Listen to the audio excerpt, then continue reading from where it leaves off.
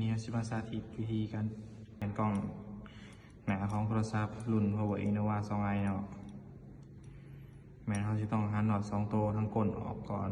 หลังจากนั้นก็มีการถอดถาดซิมออกแล้วใช้ตัวงัดหน้าจองัดฝาหลังออก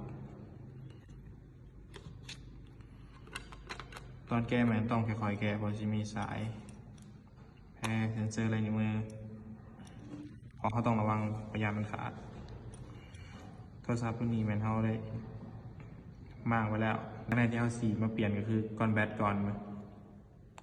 ในต้องเหตุก็คือถอดแพร่สแกนลายมือออกก่อนเนาะ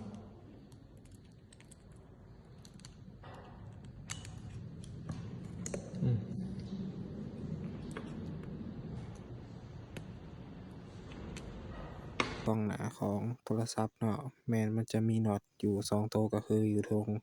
ด้านขวากับหลุมด้านซ้ายแมนเขาจะต้องได้หันน็อต2 ตัวนี้ออกก่อน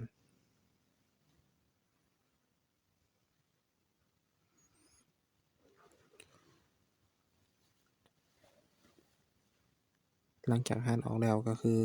ใช้เล็บหรือว่าแหนบค่อยๆงัดออกเนาะแล้วแต่ความถนัดเนาะคือข้อยนี่ใช้เล็บเนาะเวลาเอาออกก็ค่อยๆงัดเนาะเพราะมันจะมีแก้วกับสายแพร่อาจเฮ็ดให้มันขาดได้หรือหักได้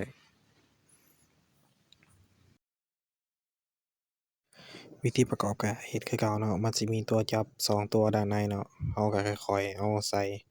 เพราะมันสิเป็นล็อกเข้าไปข้างในเวลาเอาใส่ก็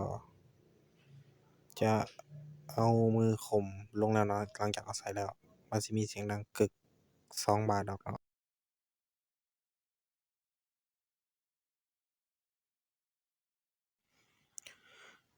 หลังจากเขาเอาใส่แล้วเนาะก็เอาน็อต2 ตัวหันกลับคืนเนาะ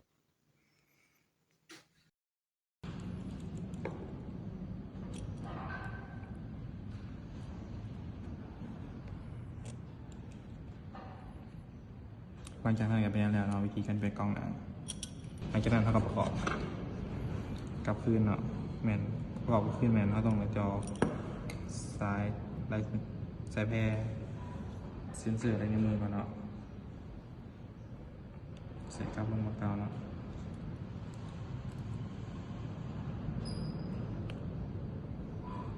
หลังจากนั้นก็ใส่ตัวจับสายแพร่อะไรในมือ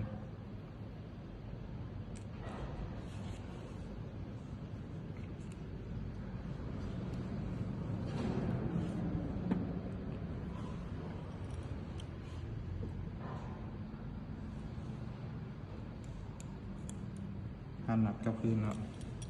แค่นั้นแล้วเอาเฉียวเอากับเกาะฝาหลังกับพื้นเลย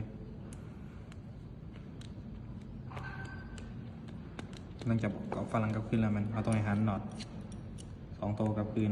เพื่อให้ความแน่นของโทรศัพท์เนาะใส่ถาดซิมกับพื้นมันก็เปลี่ยนของเฮาจากเบิร์ดสมีเนาะ